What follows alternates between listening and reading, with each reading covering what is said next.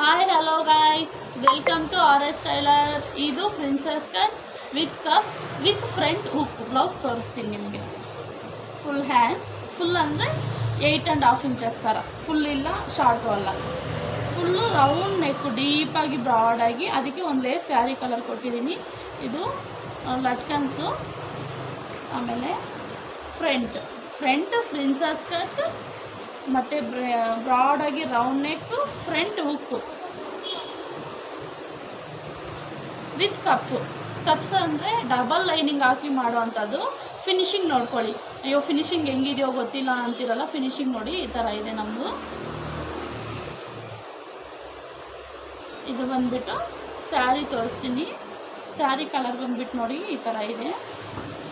ಈ ಥರ ಇದು ಬ್ಲೌಸು. ಲೈಕ್ ಮಾಡಿ, ಶೇರ್ ಮಾಡಿ, ಕಮೆಂಟ್ ಮಾಡಿ, ಸಬ್ಸ್ಕ್ರೈಬ್ ಮಾಡ್ಕೊಳ್ಳಿ. Thank you.